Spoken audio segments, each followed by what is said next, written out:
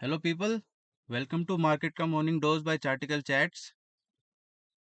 आई hope सबने अपना long weekend अच्छे से एंजॉय किया होगा। आगे एक एक्शन पैक्ड हफ्ता होने वाला है, डरिए मत। बुलिश होने वाला है ऐसा ग्लोबल मार्केट से और एफआईआईज की एक्टिविटीज से संकेत आ रहे हैं, चार्ट से भी ऐसे ही संकेत आ रहे हैं। देखते हैं आगे के वीडियो में। सबसे पहले देख लेते हैं कैश मार्केट की एक्टिविटी। डीआईज ने 188 करोड़ की खरीदारी की है, एफआईआईज ने 2692 करोड़ की खरीदारी की है। फ्यूचर्स में एफआईआईज ने स्टॉक्स खरीदे हैं 10,279 करोड़ के। निफ्टी फ्यूचर्स खरीदे हैं 31 करोड़ के। बैंक निफ्टी 92 करोड़ के। फिन निफ्टी 9 करोड़ के। और मिड कैप निफ्टी -63। आगे देखते हैं ओपन इंटरेस्ट जो है स्टॉक्स की साइड पे फ्यूचर्स का एफआईआईज का घट के आया है 1,40,000 कॉन्ट्रैक्ट्स।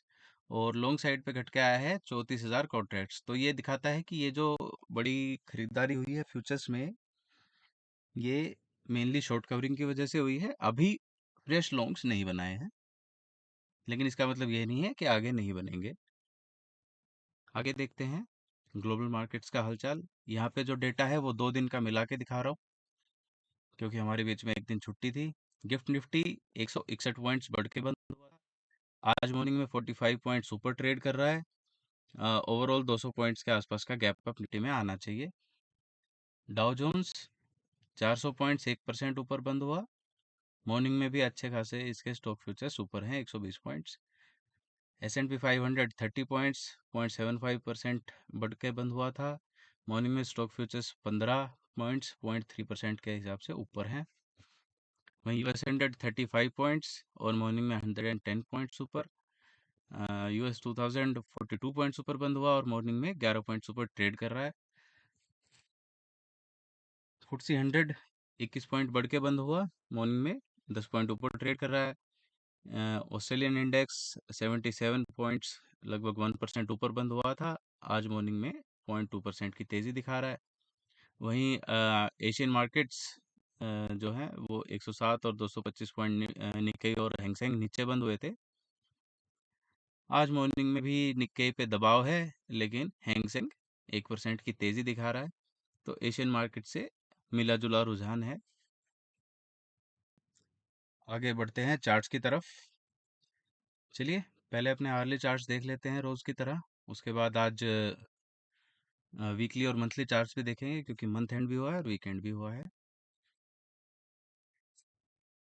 तो पिछले वीडियोस में आपने देखा होगा, हमने ऊपर ये कि रेजिस्टेंस की लाइन ड्रॉ करी थी, एग्जैक्टली यहीं तक आके निफ्टी घूमा है।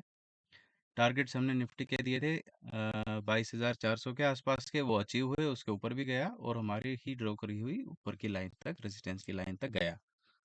इसलिए अपने लेवल्स मार्क करके रखने ज़रूरी होते हैं दोस्तों।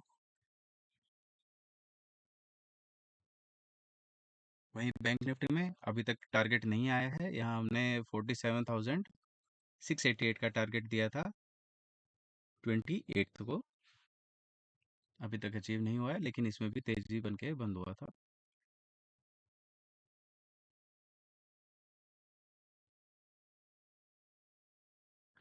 फिर निफ्टी में देखेंगे तो हमारा टारगेट एग्जैक्टली अचीव हुआ है, यहीं तक आके मार्केट वापस घूम गया। आज शायद इसके ऊपर ही जाके ओपनिंग हो।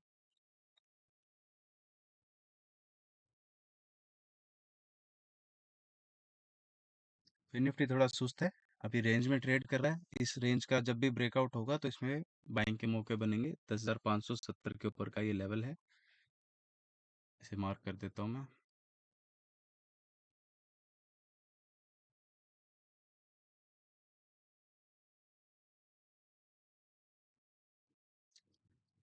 10,568.6 का क्लोजिंग बेसिस पे जब भी ये पार होगा तो इसमें मैं अपनी लॉन्ग पोजीशंस बनाऊंगा टारगेट के लिए 10,750 तक के।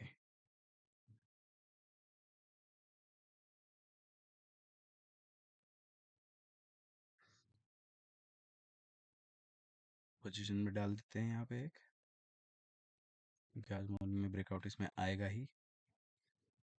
यहाँ तक का मैं स्टॉप लॉस रखूंगा इसमें।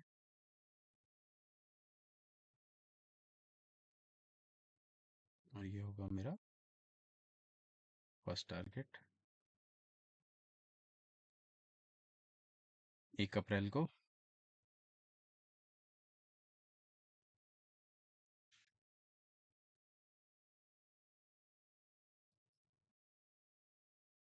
चलिए आगे बढ़ते हैं।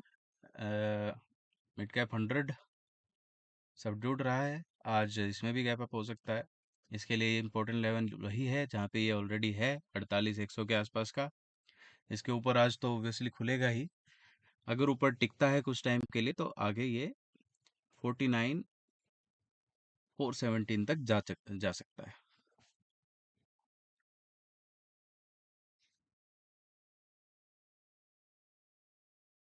स्मॉल कैप इंडेक्स भी मोर और लेस मिड कैप इंडेक्स को फॉलो कर रहा है। सिमिलर लेवल्स हैं, ये आगे का इसका फर्स्ट रेजिस्टेंस बनता है।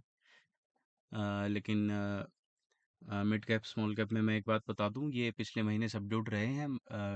टैक्स लॉस हार्वेस्टिंग वगैरह कई तरह के काम होते हैं, फंडिंग भी कम हो जाती है मार्च में, फाइनेंशियल ईयर हैंड होने की वजह से। तो जिनके पास स्टॉक्स हैं उनको अब नहीं घबराना चाहिए, क्योंकि इससे आगे इनमें मार्केट के साथ साथ तेजी बनने की प्रबल संभावनाएं हैं। ये शायद आउट परफॉर्म भी करे निफ्टी बैंक निफ्टी को।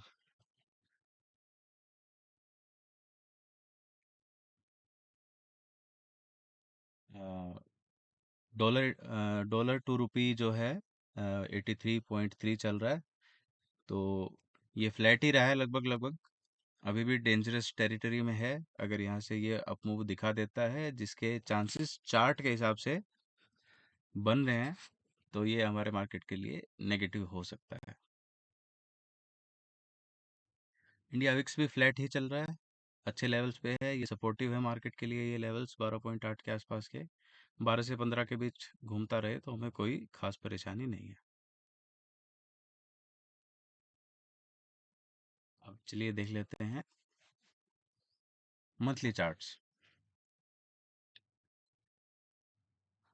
तो मंथली चार्ट अगर आप निफ्टी का देखेंगे तो ऊपर बढ़ता ही जा रहा है। इसमें तो कोई रुकने थकने का आपको जो है साइन दिखाई देगा ही नहीं।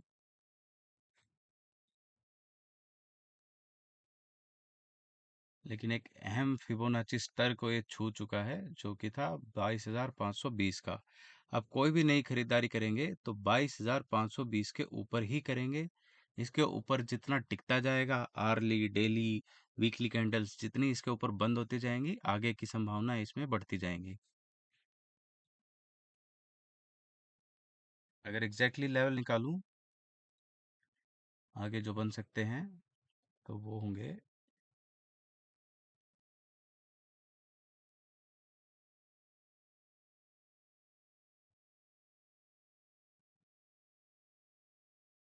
मंथली चार्ट्स के हिसाब से बड़े टारगेट्स निकलते हैं। इसका मतलब ये नहीं है कि ये 26,407 तक सीधा ही पहुंच जाएगा। लेकिन अगर ये इस मंथ 22,331 के ऊपर क्लोज दे देता है, जहां भी देगा, उसके बाद अगले एक साल के अंदर अंदर, 1 या 1.5 साल के टाइम फ्रेम को हम लेके चलते हैं मंथली चार्ट्स में, तो 22,400 तक ये, सॉरी 26,400 तक ये आराम से जा सकता है। हाँ, इसको अगर हम वीकली चार्ट्स पे देखेंगे, तो वीकली चार्ट्स में हमें जो क्लोजिंग चाहिए वो चाहिए होगी हाईएस्ट वीकली क्लोजिंग, जो रही है 22,482। इसके ऊपर अगर ये निकलता है, इसके ऊपर वीकली क्लोजिंग देता है, तो भी कॉन्फिडेंस से इसमें बाइंग की जा सकती है। आसान तरीका क्या होता है कि लॉन्ग टर्म के 1-2 महीने बाद के ऑप्शंस का प्रीमियम हमें अच्छा मिल जाता है। तो जैसे ये सपोर्ट दिखाई दे रही है यहाँ पे एक 21,300 के आसपास की, तो 21,300 के आसपास के पुट्स बेच बेच के चला जा सकता है, जब तक कि ये इस लेवल को ना तोड़ दे, जो कि है 22,000 के आसपास का।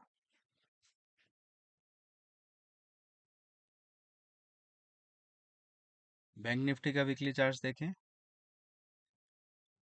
तो एक इम्पोर्टेंट लेवल के ऊपर आज उसने इस हफ्ते उसने क्लोजिंग दी है। मंथली लेवल पे इसमें भी आपको कोई खास रुकने थकने के संकेत दिखाई नहीं देंगे। हल्का हल्का पोज ले रहा है ये, हमेशा ही हल्का सा पोज लेता है, फिर तेजी से चलता है, फिर हल्का पोज लेता है, फिर तेजी से चलता है। वही यहाँ भी होता हुआ दिखाई दे रहा है। तो मंथली वीकली चार्ट पे ये दोनों ही इंडेक्स हमें देखने की ज़्यादा ज़रूरत होती है। इस बार एक मिड कैप निफ्टी का भी देख लेते हैं, मिड कैप सेलेक्ट का चार्ट। ये रेंज बना रहा है, हो सकता है ये आगे भी रेंज में फंस जाए, लेकिन अगर ये क्विकली सिर्फ फाइनेंशियल ईयर क्लोजिंग का ही इसके ऊपर प्रेशर था, तो ये क्विकली अगले ही हफ्ते, इसी हफ्ते आई मीन 48,900 के इन लेवल्स को पार करके टिक सकता है, और उसके बाद इसमें बड़ी तेजी आएगी।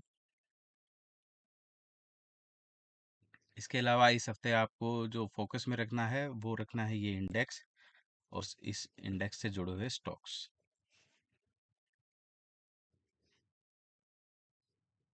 सबसे पहले अपना करेक्शन पूरा करके निफ्टी इंफ्रास्ट्रक्चर इंडेक्स जो है पिछले हाईएस्ट क्लोजिंग को पार करके टिका है, और नया हाई भी इसने बनाया है। इसके स्टॉक्स मैं आपको दिखा देता हूँ।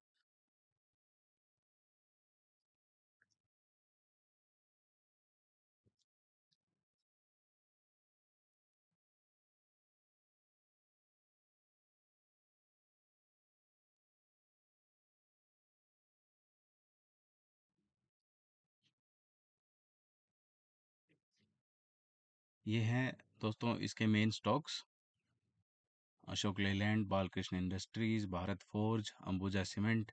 मेनली इसमें cement stocks, capital good stocks जैसे क्यूमिंस, एलटी, सीमेंस का हमने पिछले वीडियोस में जिक्र भी किया है, इसमें बहुत अच्छी तेजी बनी पिछले हफ्ते। अपोलो हॉस्पिटल, पावर कंपनियां, ऑयल एंड गैस कंपनियां, रियल एस्टेट में डीएलएफ और गोदरेज प्रॉपर्टीज है, तो इसमें मेरा प्रेफरेबल पिक जो है वो है डीएलएफ। और इस हफ्ते इसमें अच्छी खासी तेजी बन सकती है, रीजन मैं बता देता हूँ। 15 मार्च तक का जो डेटा आया है एफपीआईज का सेक्टोरल, उसमें रियल एस्टेट में ही सबसे ज़्यादा खरीदारी इन्होंने की है। इसके अलावा आईटी और ऑयल एंड गैस पे ये बेरिश रहे हैं उस डेटा के हिसाब से। वो डेटा भी हम आगे चल के अपनी वीडियोस में डिटेल में डिस्कस करना शुरू करेंगे, लेकिन अभी समझ लीजिए मैं ये सारे और इसके अलावा भी बहुत तरह के डेटा जो है कलेक्ट करके ही आपको एक फाइनल रिजल्ट बताता हूँ।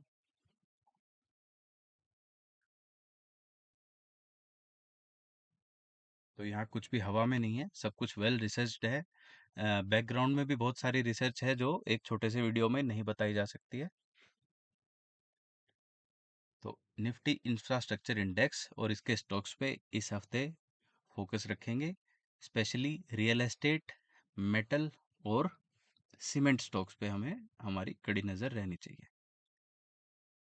इनमें जब भी बाइंग के मौके आए, जब भी आपका कोई भी पैटर्न बनता हो, जिस भी मेथड से आप ट्रेड करते हो, उसमें जहां भी इन स्टॉक्स में बाइंग के मौके आए तो आप एक कॉन्फिडेंस के साथ ट्रेड ले सकते हैं। इसमें इंस्टीट्यूशनल इन्वेस्टर्स का भी सपोर्ट है, आपके पास चार्ट्स का भी सपोर्ट है, इंडेक्स का भी सपोर्ट है,